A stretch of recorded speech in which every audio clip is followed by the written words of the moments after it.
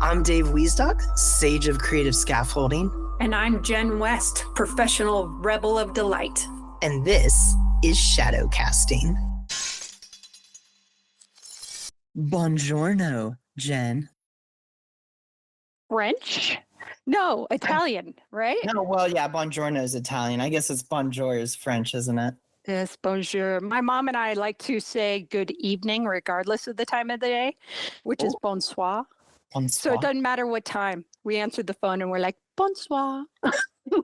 I love that. Well, then bonsoir, Jen. Bonsoir. I propose that we talk about purpose today. How does that sound? Oh, yeah. Purpose is a good one. It's so confusing for people. Everybody's always like, what's my purpose? How do I find my purpose? How do I live my purpose in my job? I don't know about you, but it always seems like it's focused on work. It does always seem like it. It's always focused on something external, right? Your job, your purpose in your family or your career. It's always outside. Yeah, and it's kind of a stressful topic because everybody's looking for it. It's like, how do I find it? How do I get there? How do I live in this joy-filled place with my purpose leading the way? Where's it hiding? It's like me trying to find my keys in the morning. Where the hell's my purpose? Yeah. Yeah, what's the equivalent of that? Running around like a chicken with their head cut off, right? Yeah, and I guess if we're going to play with an analogy of something external, everybody's running around looking for the purpose, like your sunglasses, or in my case, my phone. Half the time, like, where's my phone? I can't find it. I'm looking all around, couch cushion and everything. Turns out it's in my back pocket. Like, I've been carrying it all over the house the whole time. I'm like, somebody call my phone, and then it rings in my pocket. Or like when you're looking for your glasses and it's like, they're right there on your face. Yeah, it's like, although everybody can help you when it's your sunglasses, they're like, it's right there. That's true. When it's in your pocket, people are like, I don't know where your phone is. But that's kind of like purpose, right? Like you wear it on yourself, right? And everyone can see it around you, but you just take it for granted. You don't even see it right there. Exactly. And I think that works with the phone analogy too. But so as we dive in, I love that you brought this up, Dave. It's going to be so fun today. Yeah. But it is. It's like sunglasses. It's like the phone, the sunglass analogy. You are your purpose. Like you're out there looking for it and people are like, dude, you have all of these traits. This is you. This is what you give. Or the phone in the pocket. Okay, I'm calling you for help. And then your purpose is how the way that you show up to whatever that thing is and what you give and how you participate in the game. And I don't know for like the Eastern world if it plays out like this, but for the Western world, we just cannot stand the idea of our natural flow state being our purpose. It's interesting because we've adopted this philosophy, I feel, a cultural philosophy that if it's not hard, it's not worth doing. Or if it's too easy, then we dismiss it outright. And I think that is where purpose gets a little bit of a bad rep, maybe, because we think, again, purpose is this, grandiose thing that exists outside of us, where it's really when we are most in our flow and are in our most aligned state, that's where purpose is really able to be found. And I have this really cool story about it that's from a movie that you and I both love, because I think that purpose really plays well here with this example. But it's been a while since I watched the movie, so feel free to help add in details as we go through this. It's from the Disney Pixar movie Soul. Oh, I love Soul. Yeah, and I don't know if our audience has watched it, but they absolutely should if they haven't.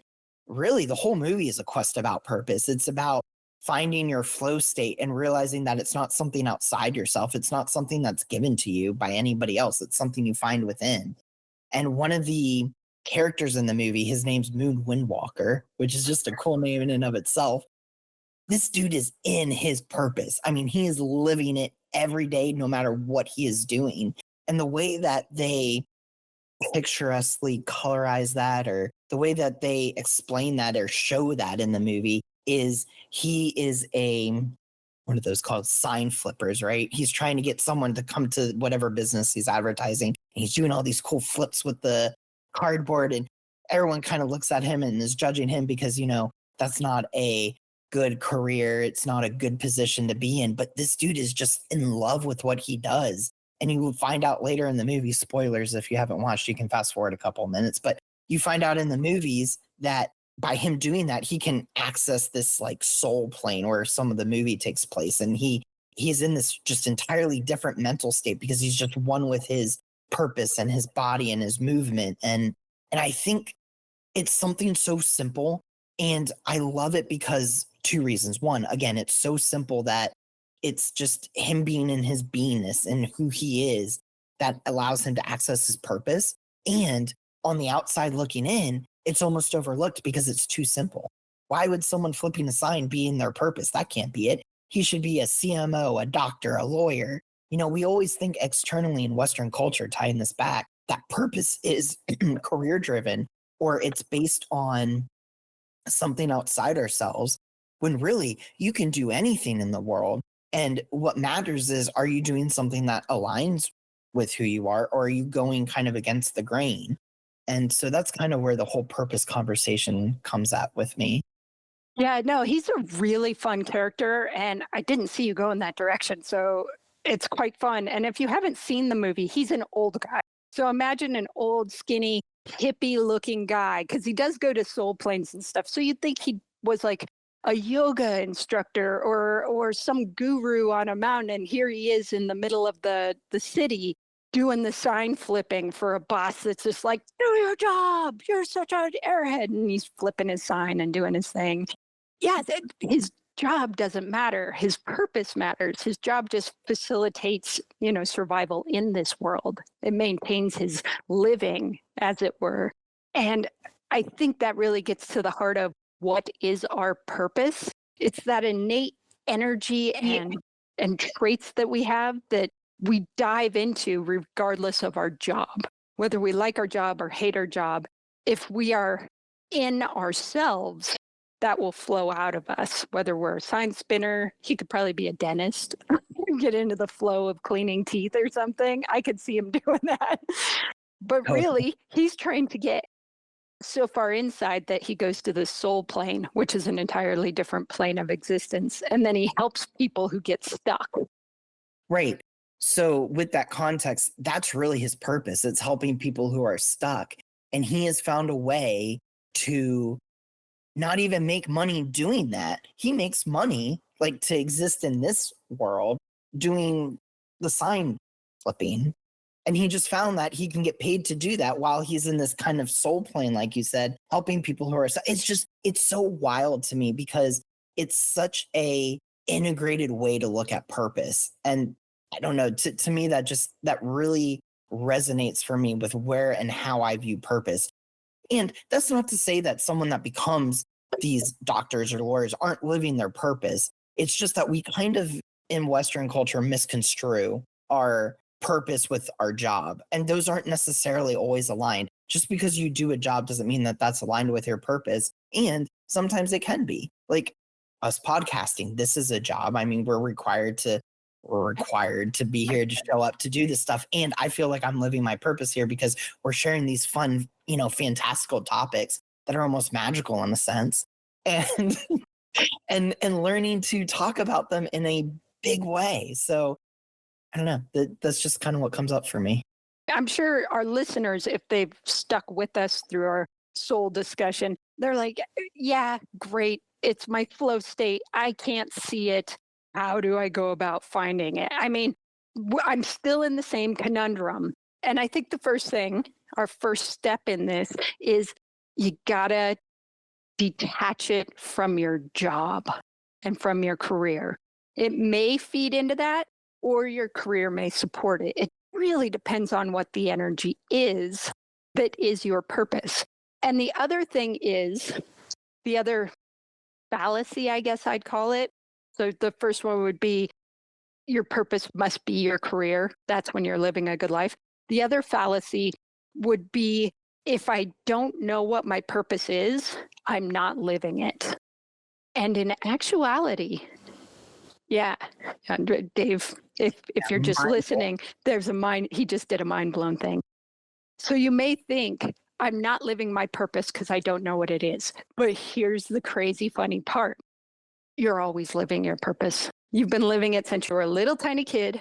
whether you're suffering or you're having an easy life, it comes out of you. Other people see it, other people notice. Whatever that thing is, it just naturally flows. And so you don't see it because you're good at it. And it's just a part of your character trait. Now, here's the catch.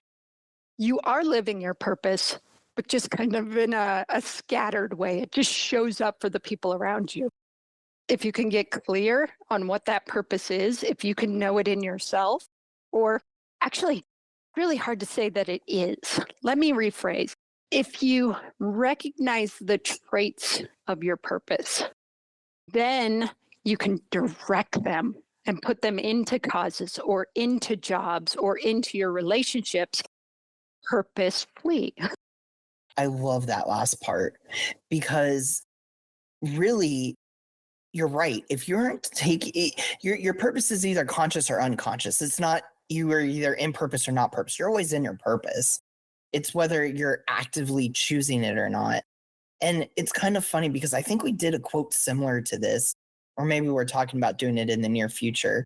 But it's this idea of synchronicity. Like synchronicity to someone not in their purpose seems like a happenstance of chance, right? Something that just happens to them. Whereas if you're in your purpose from moment to moment, if you're aware and present and you're actively looking to live that from moment to moment, you recognize that synchronicity is really those moments where you are aligned with your purpose because the universe is always, and I know we're kind of veering off topic, but the universe is always conspiring for you. And so when you are clear and direct and you're clarifying your purpose and you're living it, there's going to be things that come to you that help you actualize that even more. And so to me, that's where that comes in. And so I really like that you brought that up about you're living your purpose is always in the driver's seat, so to speak. It's whether the purpose is always in the car. It's whether it's in the driver's seat or the passenger seat. How about that? Is your ego and your mind and societal expectations driving, or is your purpose driving something that's inside of you? It's always there. It's always trying to be a part of the game and it's throwing out ideas. And I think the purpose traits inside of you are always bringing those synchronicities that you spoke out into your life. But it's whether you're in a place where you can accept them or see them. It's like when you're getting a new car. So if you're buying a new car and you're looking at, I don't know, I live in Colorado, so a Subaru, because that's what everybody drives. You're like, I'm going to get my Subi and I'm going to drive in the mountains and maybe it's going to be an Outback. Yeah, I want one of those new Outback monster Outbacks that can go everywhere. And and color, maybe burnt orange. So then you're looking around for this car and all of a sudden the car that you thought was specific to you that you would imagine for yourself is everywhere on the road. Like every other driver has this burnt orange Subaru Outback souped up, ready for the mountains. But you didn't see it until it came into your focus and, was part of your purpose because your purpose was, I want to be in the mountains and I want to be able to trek through places that aren't good, but I also want storage for my stuff and comfort for my family or whatever it is. So you were doing the things that made you who you were. And then the car showed up. And then all of a sudden you noticed they exist everywhere. Like you have a whole tribe of people who kind of believe what you believe. Oh, I really like that. I was going a whole different way with that too. So that's great. I love that analogy. I So, know we're kind of playing different directions and get sucked in today. oh yeah, yeah. But this is the beautiful of shadow casting, right? It's the idea that we have a similar framework, but the way it casts out into the world is different, and that's all we're sharing is that different perspective. So I like it.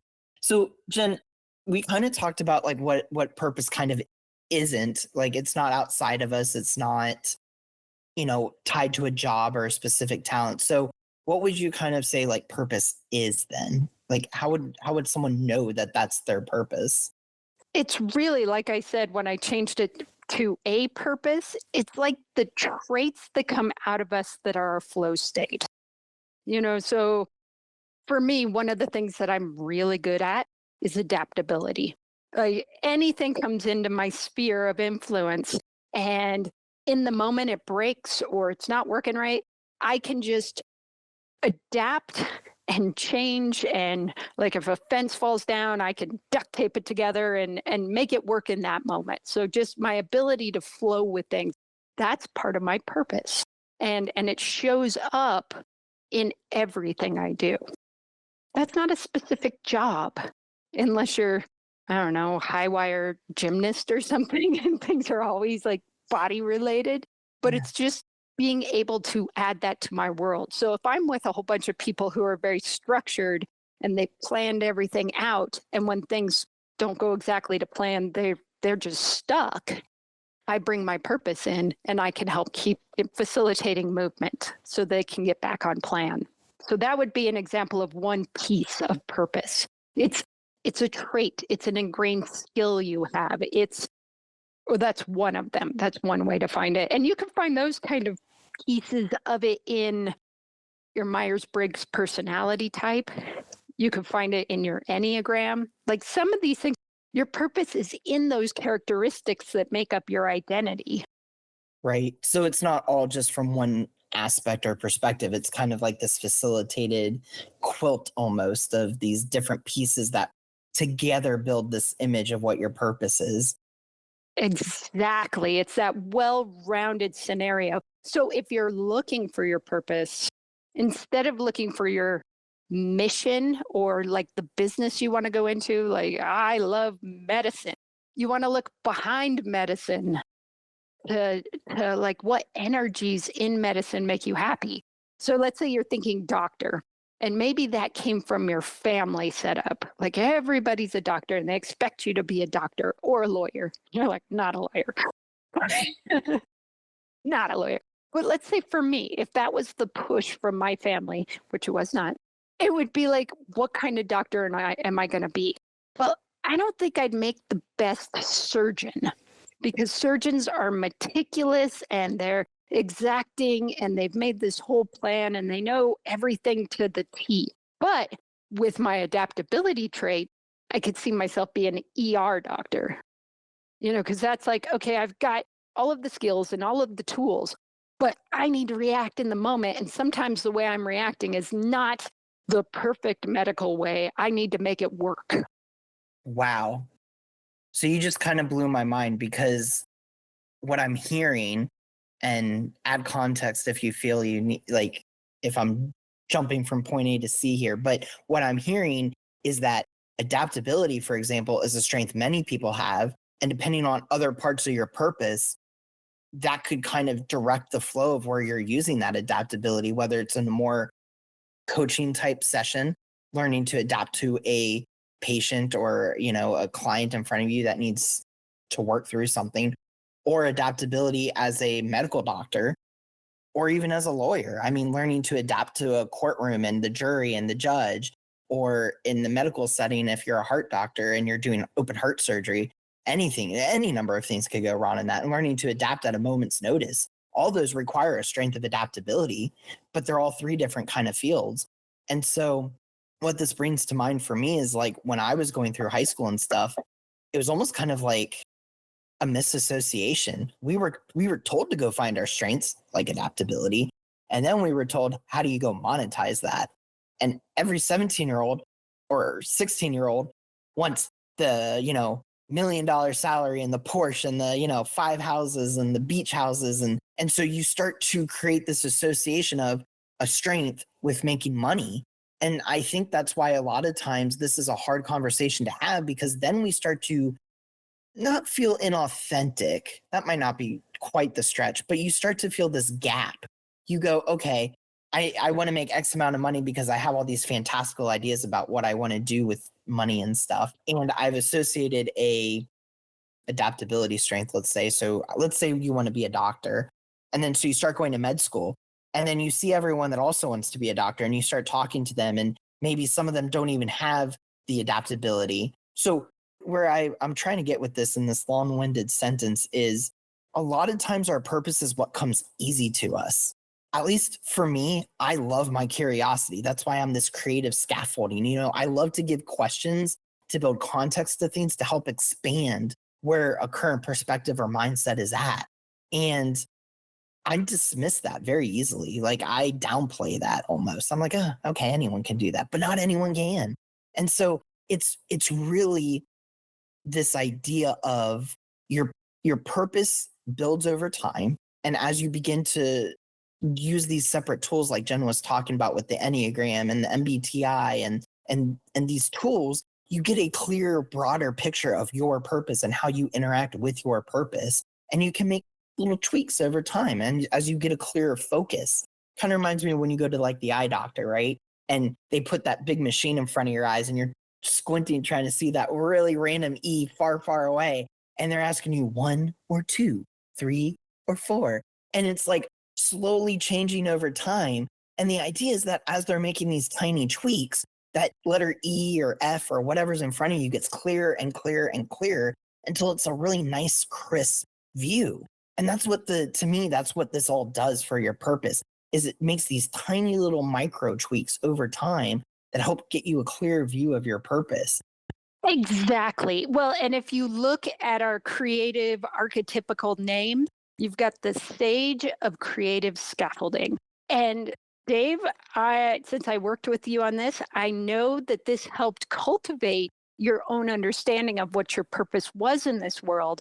And it came from Simon Sinek when we were playing Start with Why. And this is a great tool for uncovering this because there are several people who go, your purpose is not something you find, it's something you uncover within yourself. And so you go back to your childhood, you go back to events that made an impact on your life. And by just kind of excavating through that, your purpose uncovers itself.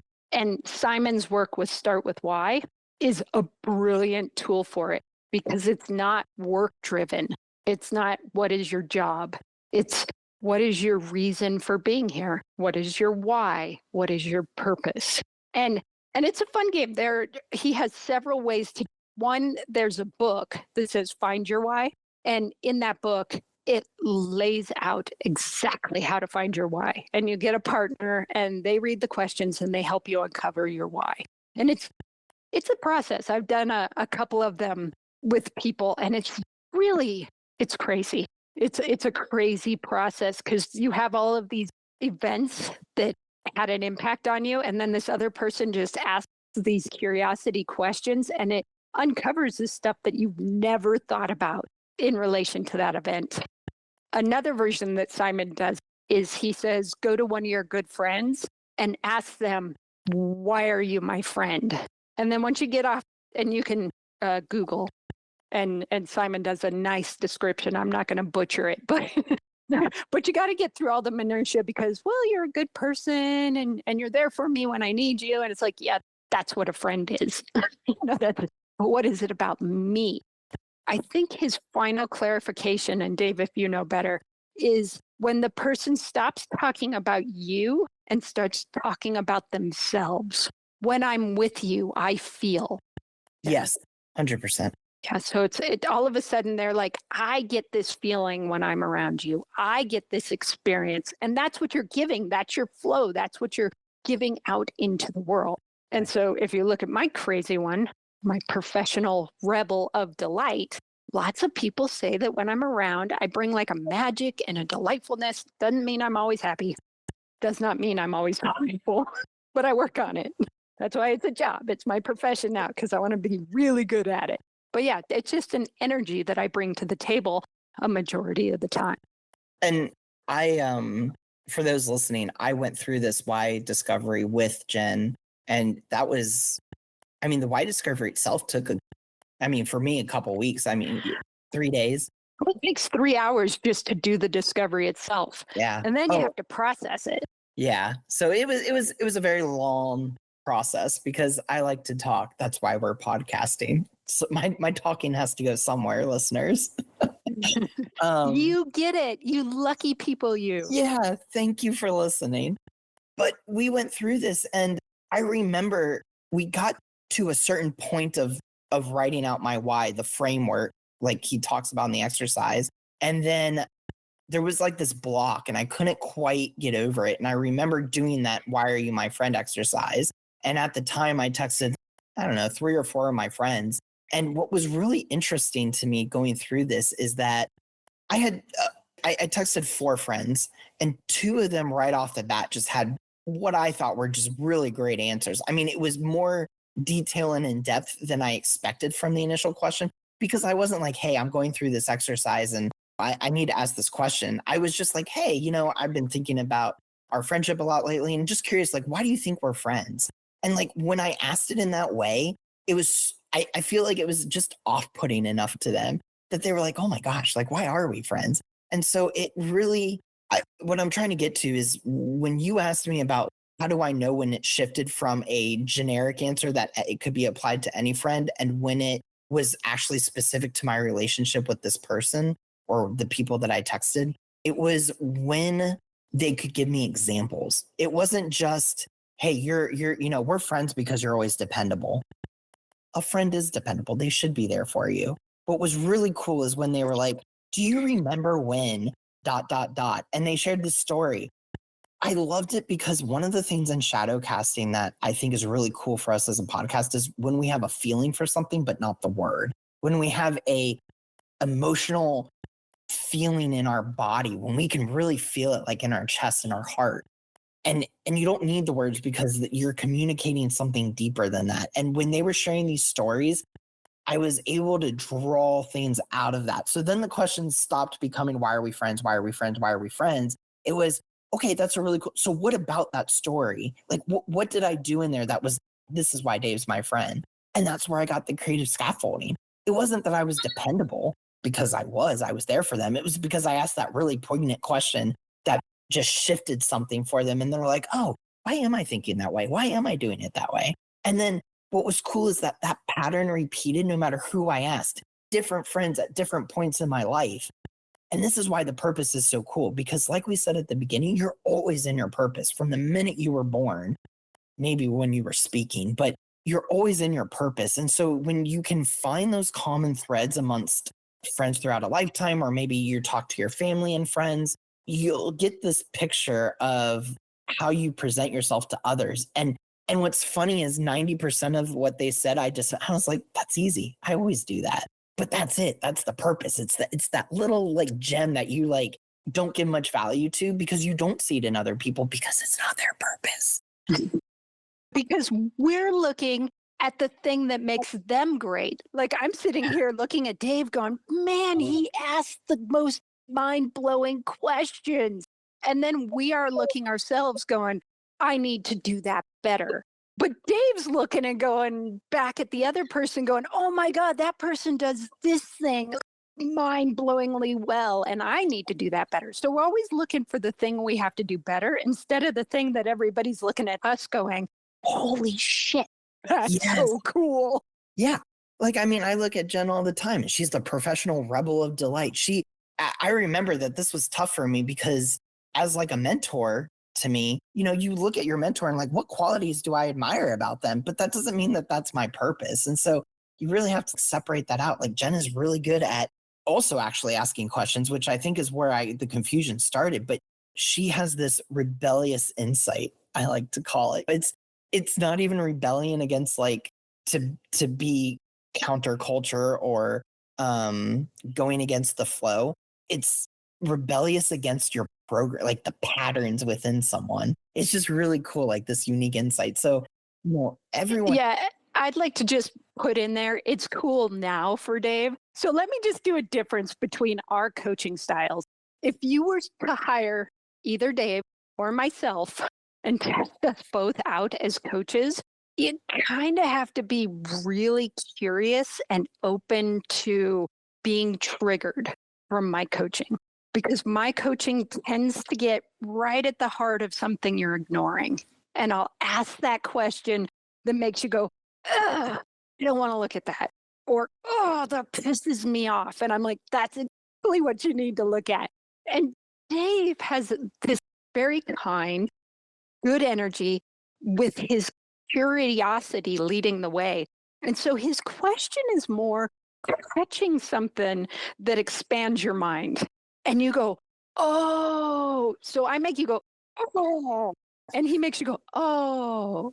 And so like you'll go off on a tangent of something light and fluffy, and then he can bring it back. And so that's our twist, and which is ironic since I'm a rebel of delight.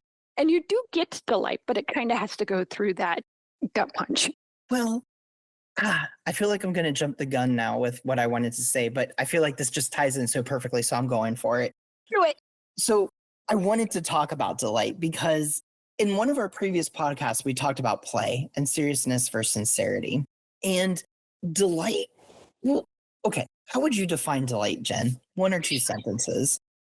So the way I define delight is it's the being present in the moment and looking for the things that just kind of awaken you from your core, like your belly, and then start to sparkle out through you. It's really based in what am I seeing now and how can I delight and be in awe in this moment? I love it.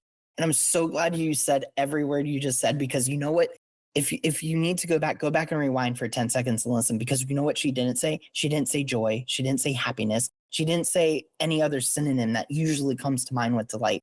And I love that because there's something deeper there. And that is that inner knowing. Is that inner knowing, like just that delight and happiness are byproducts of you finding that inner purpose and inner knowing and trying to live that in every moment of your life. So with purpose, it's kind of like that. It's going to make you there's going to be some reactions to your purpose, whether you dismiss it as that's too easy, or maybe that's not my purpose, or maybe you downplay it because other people in your life have downplayed your purpose because that wasn't theirs and they were kind of living in their own shadow casting world. But there's this idea that we keep saying Western culture, but in just human society, we tend to be melodramatic as people. We like the drama and the story and just think about reality television. It gets its whole revenue and profit based off of drama and story and this idea of, tension and so we look for that. And when something is simple like purpose, it's not drama and tension if we don't want it to be. It's more like a breath, like a nice release. And that's delight when you can really just expand into that and feel it in your body. At least that's how I interpret it. And so I think Jen kind of hit on that too. And so what comes to mind as we're talking about purpose and tying this back to job and how it isn't your job, it's funny, an analogy of midlife crisis comes to mind. What if it's not midlife crisis? Here's your shadow casting twist of the day. What if a midlife crisis is the melodramatic spin we put on someone actually awakening to their purpose? Because think about it. It takes time to find your purpose. We are talking about little micro tweaks over decades of experience. You don't just wake up. You can maybe do Simon Sinek's Why Discovery, for example, and get a bearing, the North Compass. But it's a bearing. It's not your final destination. And so you're making these little tweaks over time.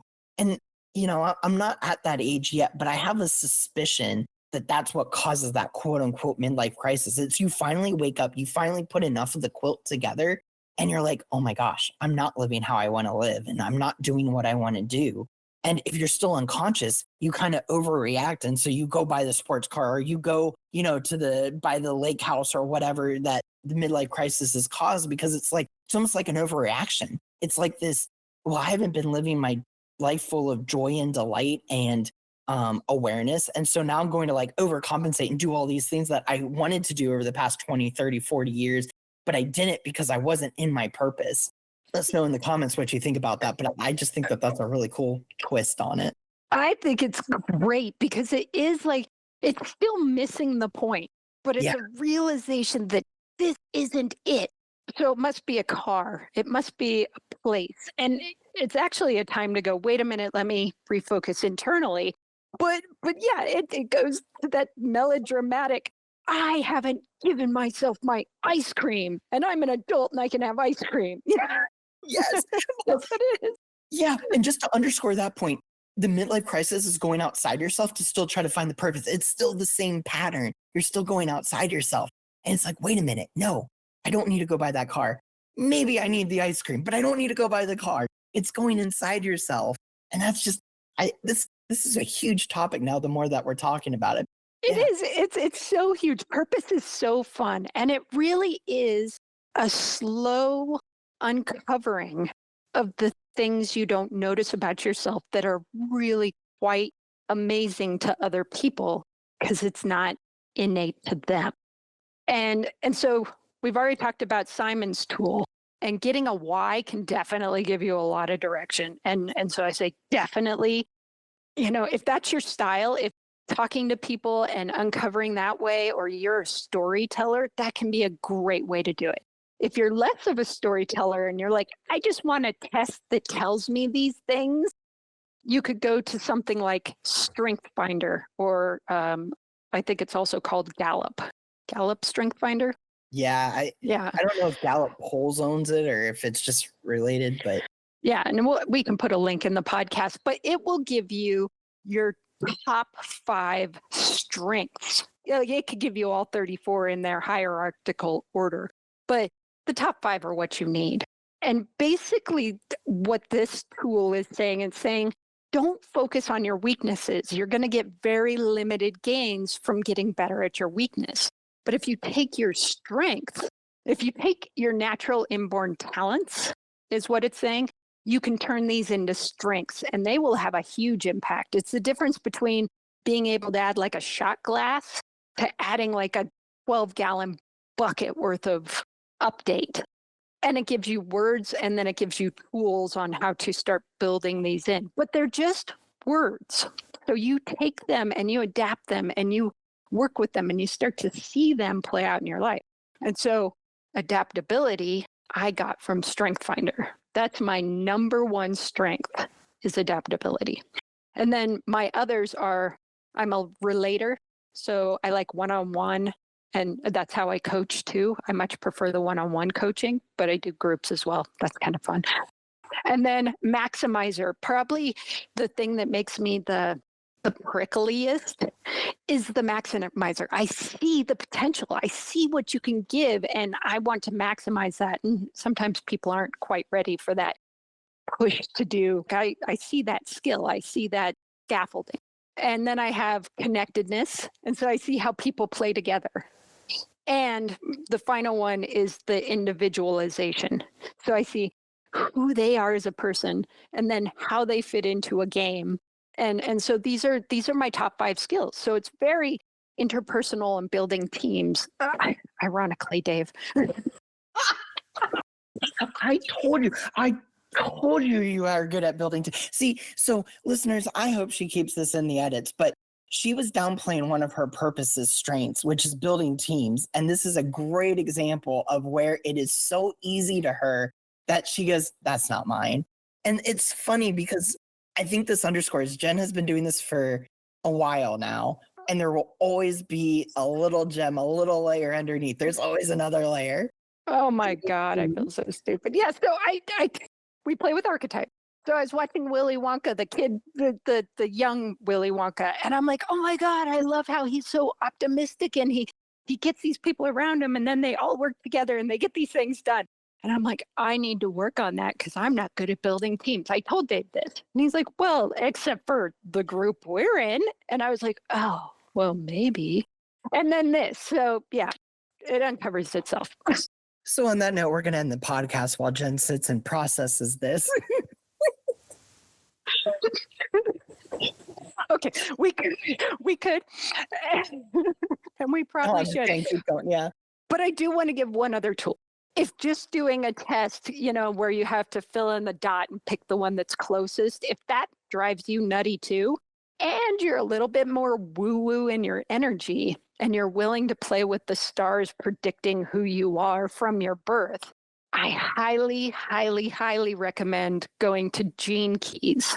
And it actually has a part that says, what is your life's work? What is your purpose? And how do you grow it? And it gives a free profile. But again, it's just a couple words. It says what your life's work is from like a shadow, from that energy where you're not paying attention. And then if you do pay attention to it, how it becomes a gift and you can use that in your world. And then it goes to the more woo-woo side, the city, which is Hindu. I think it's Hindu. The city, which is that spiritual awakening side. And It's fascinating and it can kind of just break open a door for you. One of mine, my life's work is I have a skill for insight, except for on myself, obviously. And my purpose is the skill of revolution. So that's kind of my prickliness. It's just like I take basically a potted plant out of its little tiny pot and I uproot it and put it in a bigger, and that uprooting is not comfortable. And the city is Sanskrit for divine gift. Ah, thank you. There you go. So it's that higher, better one. Higher, not better. Higher, more evolved divine gift. So it's the highest version of you acting out your purpose. I like it. I think we've hit on a lot of topics today. And in the back of my head, leaning into my TE, I could totally see us doing a follow-up on this podcast, or like a 2.0 maybe at some point. So Let's box this one up, because we should have boxed it up after we giggled about me finding teamwork. But I did want to get Gene Keys out there because it is a good one. yes, But yeah, let's wrap it up. Did you get any ahas about purpose for yourself listening to this podcast? Did it shift anything for you? yeah. And other questions, have you done the why discovery before? Have you looked into strength finders? What are your strengths? Have you tried the Gene Keys? What do you feel speaks to you most about your purpose? Or if you're new to kind of discovering your purpose, which one jumps out at you and why? Those are all things to kind of consider, because at least in the realm of shadow casting, there is no wrong. Jen and I love archetype work and looking at patterns. So we looked at all three, but maybe one jumps out to you a little more, or speaks to kind of where you are and looking for your purpose. So we highly recommend checking that out. But as always, like, comment, share wherever you're listening to from this podcast. And until next time. See ya.